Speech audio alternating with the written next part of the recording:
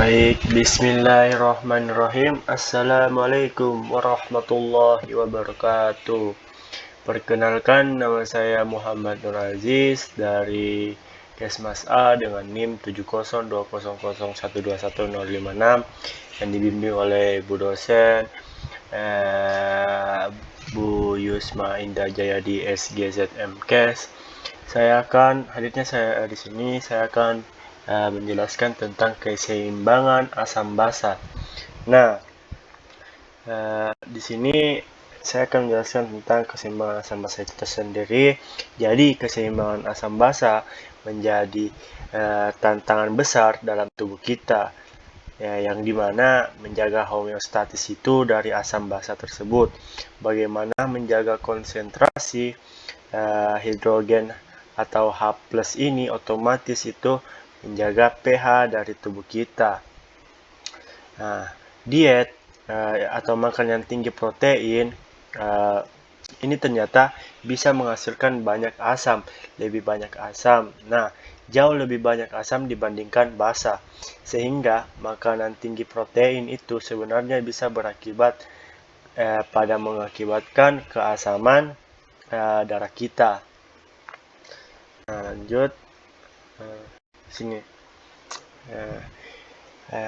Yang slide kedua itu apa sih atau biasa disebut dalam range berapa sih pH kita itu dikatakan normal.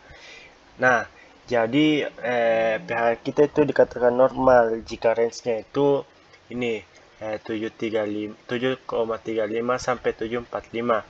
Nah, orang yang pH-nya 7,35 kita katakan sebagai acidosis, dan orang yang lebih daripada itu atau 7,45 maka dikatakan alkalosis. Nah, dua kondisi ini tidak boleh terjadi dalam tubuh kita karena nanti mengakibatkan fatal bagi kesehatan kita. Dan pH ini ditentukan jumlah konsentrasi ion hidrogen dalam tubuh. Kalau konsentrasi H+nya meningkat, maka dikatakan pH-nya menurun. Sedangkan kalau konsentrasi pH-nya menurun, maka hanya bersifat basa. Maka pH-nya itu bersifat basa. Nah, lanjut. Nah, jadi H+-nya itu sifatnya asam, jadi masih sumber-sumber H+ yang mengakibatkan di dalam tubuh kita. Nah, breakdown of proteins, yang dimana breakdown protein sendiri ini banyak sekali menghasilkan asam, seperti asam fosfat, dan ekstrasel kita akan menjadi asam. Kemudian respirasi anaerob, yang dimana kalau kita bernafas tanpa oksigen ini akan menghasilkan asam laktat. Nah, yaitu kemudian metabolisme lemak itu juga menghasilkan badan keton ini ya, badan keton yang bersifat asam dan menghasilkan ketoasidosis itu sendiri. Nah, bahkan pada saat bernafas, darah kita mengangkut karbon dioksida itu juga bersifat asam. Ya, ini yang bersifat asam karena bikarbonat ini akan mengeluarkan ion-ion hidrogen, maka banyak sekali sumber-sumber asam yang mengakibatkan tubuh kita sangat asam. Nah, lanjut. Nah, bagaimana pengaturan hidrogen supaya pH kita itu seimbang? Nah, ada 3 mekanismenya.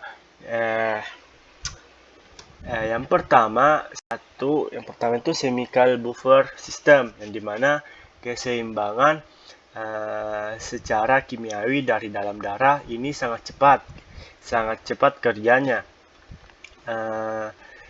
Dalam hitungan detik itu sudah bisa menyeimbangkan pH tubuh kita.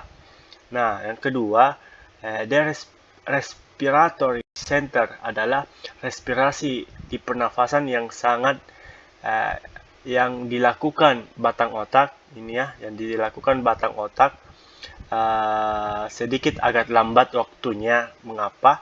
Karena dia itu butuh waktu 1-3 menit untuk menyeimbangkan pH itu tersendiri. Nah, yang ketiga, renal kidney mechanism, yang dimana mekanisme ini adalah mekanisme yang dilakukan oleh ginjal. Butuh berjam-jam sampai berhari-hari. Mengapa demikian? Untuk menyeimbangkan pH-nya, justru ini paling paten atau paling tahan lama untuk menyeimbangkan pH tubuh, karena ini paling besar secara keseluruhan menyeimbangkan pH tubuh itu sendiri. Nah, lanjut. Ada 3 bahan kimia yang menyeimbangkan buffer secara kimiawi. Yang pertama, bikarbonat adalah sistem yang dikendalikan oleh ion-ion bikarbonat. Yang ini HCO3-. Dan yang kedua itu yang dikendalikan sistem yang dikendalikan ion fosfat. PO4 kurang 3 minus 3. Nah, yang 3 sistem yang dikendalikan protein, adapun peran albumin dan hemoglobin di sini di buffer system. Lanjut. Ini ya. Pada slide yang ini protein buffer yang pertama, protein buffer system. Sebagian besar buffer di intrasel di dalam sel ini dan juga di plasma darah atau di luar sel dilakukan oleh protein buffer system. Yang pertama dilakukan oleh hemoglobin yang ada di sel darah merah RBCS, dan yang ada di plasma darah ini albumin berfungsi untuk menyeimbangkan asam basa selain mengangkut asam lemak. Kubus-kubus karboksil yang ada di dalam asam laktat, asam fosfat, dan lain-lain. Itu ada COH-nya, itu hanya akan lepas menjadi H+, yang akan menurunkan pH dan membuat tubuh menjadi lebih asam. Nah, H+ akan ditangkap kubus amino. H+ akan ditangkap kubus amino dari protein dan berubah menjadi NH3- NH3+, yang dimana otomatis dia akan menurunkan pH tubuh. Lanjut. Nah, yang kedua itu sistem yang kedua adalah sistem yang dilakukan oleh asam karbonat dan bikarbonat, yang dimana di sistem ini ada regulasi keseimbangan asam basa sebagai sistem buffer yang sifat fisiologis. Ada reaksi berkebalikan antara karbodioksida terlarut dengan air dan ion-ion bikarbonat atau HCO3- ini akan bertindak sebagai basa lemah, sedangkan ion-ion karbonat atau H2CO3 ini bertindak sebagai asam lemah. Contohnya, CO2 tambah H2O akan menjadi H2CO3 dan menghasilkan H+ tambah HCO3 yang bersifat asam lemah. Nah, lanjut.